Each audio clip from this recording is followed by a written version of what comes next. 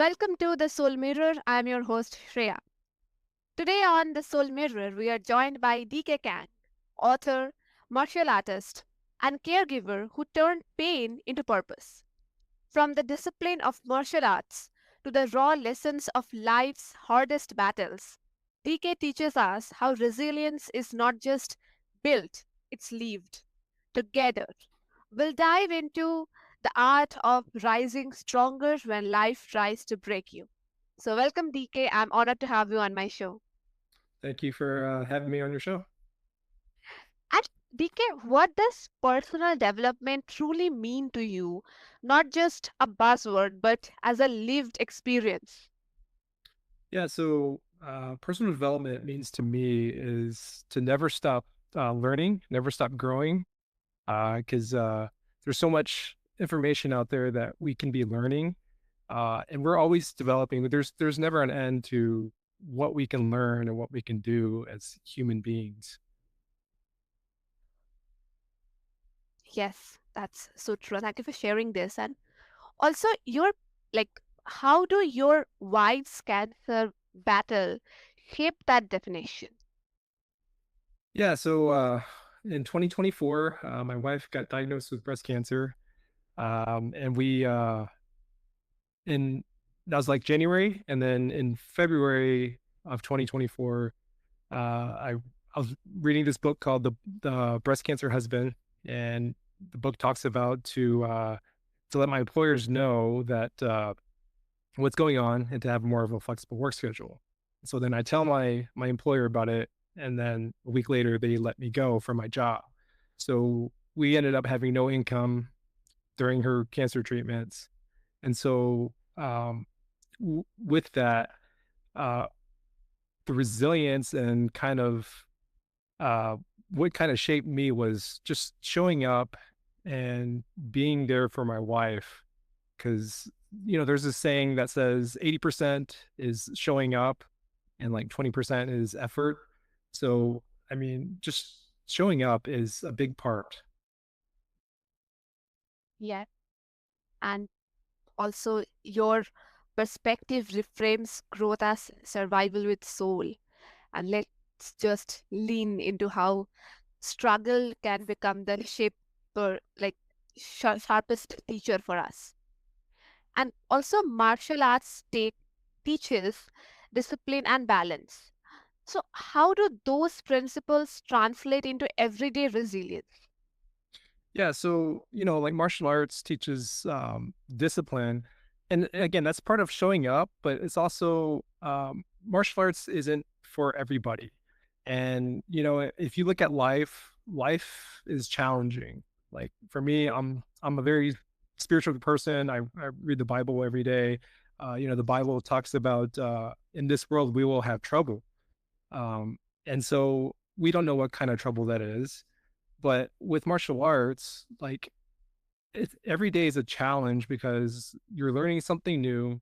But then when you're trying to apply it, like when you're sparring, let's just say, and someone's attacking you, throwing punches, throwing kicks at you, um, it's challenging, and it helps you face that fear and like how do you react, how do you respond to that, and that's like life isn't just like this easy linear line. It's a roller coaster. There's ups and downs, there's sideways turns, and it's how you respond to whenever life throws you a punch in the face. And are you going to dodge it? Are you going to block it? Or are you going to attack before it attacks? And so it's the same with me with my wife's cancer diagnosis. I mean, when you hear the word cancer, it's a very it rocks your world. And then you don't it's the unknown. It's like, oh, are we gonna is my wife gonna die? Is she gonna get worse? And so it's reframing that and saying, oh, well, what can we do, and taking responsibility, because life is hard for everybody, whether it be finances, whether it be health, whether it be um your job, what mental health, like whatever it is, it's what are we trying to do as our own discipline, and how do we move forward in that? That's like I you just explained that so beautifully. And also, can discipline sometimes become a cage rather than a path to freedom? I mean, it depends on what you're trying to do. Like for me, I do Spartan races, which is like a obstacle course race. Um, and so like because discipline it compounds over time with small actions. If you for me, I was training for a 50K ultra, and the discipline behind that was, I had to have a morning routine because if and I had to run, I had to train, but that took a discipline where I mean, I didn't feel caged because there was an end goal in mind. And I think when you have an end goal in mind, it makes a big difference. Like with my wife's cancer diagnosis, the end goal was to heal from cancer with and doing a lot of research and reading books on who've done it before us and mirror what they've done. And so that was the end goal, was to heal from it and not just be like, oh, well, we're just doing a plant-based diet just for the time being. It's like, no, like we're looking in long-term effects, like what's going to be the end result, and the why. There's the why behind being disciplined, and not just being disciplined for the sake of being disciplined, because then yeah, you'll be caged up if you're just doing it that way. But looking at that long term, the long road ahead is what true discipline should be. Yeah. And I think uh, that tension between structure and freedom is so powerful, and also listeners can see that growth isn't about rigidity but adaptability. And also, you have written about mindset metamorphosis. What is the first step for someone who feels completely stuck? Yeah. So for me, I wrote it during when my wife was diagnosed with cancer with this book. And honestly, I was writing it for myself because I felt stressed. I felt overwhelmed. I felt stuck because I'm like, I don't know how to help my wife. But I think the first step is to really take a look at your own self and like ask, am I growing? Like, am I learning about this? Because, and asking yourself, do I have a fixed mindset? Like, just let the doctors take care of everything and not do our part. Like, I talk about this in the first chapter about a fixed mindset and a growth mindset. And a growth mindset is, well, we're going to take ownership, and what can we do as our part on learning about the cancer, and what type of diet do we need to have, and just diving deep into like about juicing, because there's a book called Chris Beat Cancer, and we were reading that, and they were talking about juicing like carrots and the micronutrients that goes with it. um and so I think the first step is really clarifying if you have a fixed mindset or a growth mindset. And then if you feel like you have a growth mindset, we'll start learning and start taking action. Yeah. And also, like, can like what's a small daily shift that can spark massive changes over time? Yeah. So, I mean, it depends on what you're trying to do. So let's just say you're trying to get in better shape, but you're a couch potato. So I talk about this in the book. It's called habit stacking. And you basically take an already existing habit. Let's just say, I mean, everybody likes to drink coffee. I don't drink coffee, but let's just say the majority of people like to drink coffee, right? And you wake up in the morning, your coffee is brewing for 2 minutes, and your goal is to get in better shape. So, well, while your coffee is brewing, that you already have a habit. All right, well, let's add some push ups while it's brewing coffee, because those little steps will help. Because if you do that for an entire year, every single day, push ups while you do drinking your coffee or while it's brewing, that's going to amount to a lot of push ups by the end of the year. Like, does that make sense? And it could be anything. It could be like, let's say you're at work and the first thing you do is you check emails for 15 minutes, but your goal is I want to drink more water throughout the day. Well, you already have a habit checking emails every day for 15 minutes. Well, during that time, before you actually start that habit, drink an entire glass of water. And so that'll help build up your habit because you're already doing something that you already do. That just add something else on top of that. And so, I give an example of like checking an email. This lady, I don't just give the example, Lisa is trying to drink more water. So she drinks an entire full glass of water, checks her emails for 15 minutes, goes to work, and she does that every single day. Then it compounds as she's drinking more water throughout the day because she's more mindful of it. Yeah. And also, I think that makes the overwhelming idea of transformation feel so tangible and so accessible, like something anyone listening can start today. And thank you for sharing this with our audience.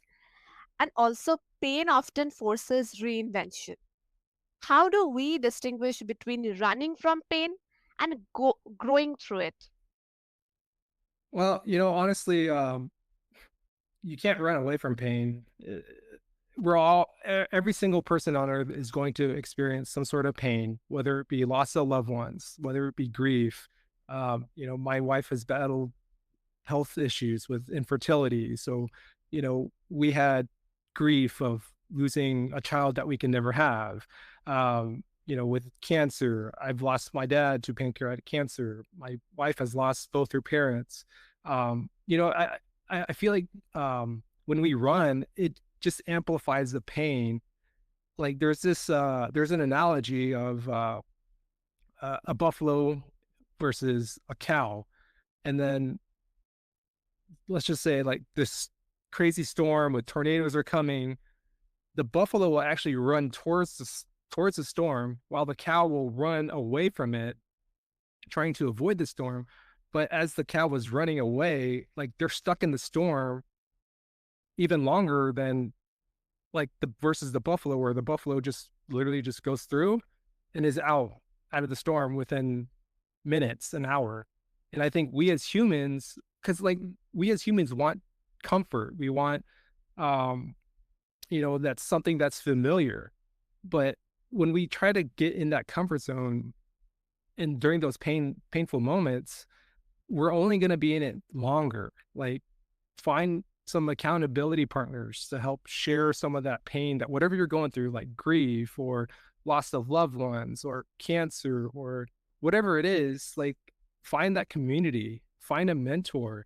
Because the longer we try to run away from a storm or the pain, it's only going to catch up to us, and it's only going to last even longer instead of actually facing it. And like that nuance is very crucial that you just shared. And can embracing pain ever become unhealthy and like almost addictive? I mean, it depends. Like for me, I've done martial arts all my life, and I'm also a massage therapist that deals with pain management and athletic recovery and athletic performance. So, I mean, I see a physical pain all the time because I'm also training a lot too. But then there's the emotional side of pain. For me, I think, yeah, for me, I think physical pain can be an addiction for me because I know that there's something better that's going to that I'm transforming within, that's going to lead me to something better. I mean, it hurts to do push-ups. It really does. But for me, my mind is like, I know that there's an end result to this by doing push-ups or by running. It hurts. It's painful.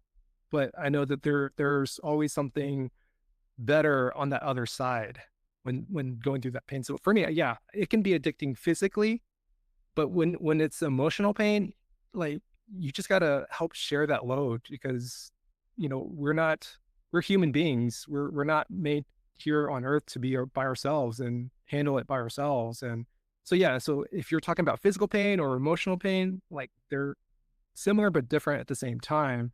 And yeah, like like I said earlier, is finding that accountability partner or mentor, or just getting some help, just sharing that load. Yes. I think healing isn't about glorifying suffering, but about channeling it into something very meaningful. And you just said that only.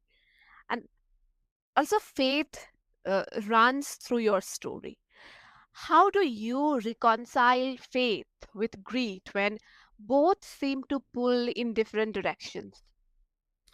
Yeah, so I look at faith, like, well, especially my faith. Like, I'm a believer of the Bible and a believer of Christ, and like the Bible talks about that we were made in the image of God or Christ, and so, and if you look at Christ's life, he suffered on the cross. Like, what what what's gonna be more where we don't suffer? Because, like, and so I feel like there's a parallel, like, not that, I mean, we're all gonna suffer in some form or fashion, but and it's how do we manage that suffering, and how do we because it might be relatable to somebody else that's like, because for us, when we heard the news, like, my wife has cancer, like, it shook our worlds, but we prayed, but we were like, well, why not us instead of why us? Because we're already changing our mind of like, well, maybe this might help somebody else. Maybe this that somebody doesn't know how to navigate this. And so I think the faith and suffering, it goes hand in hand. And because without suffering, we can't relate to people and we can't understand people with that empathy and having that compassion. Yeah, I truly agree with you. And have there been any moments where faith felt absent and only greed carried you through?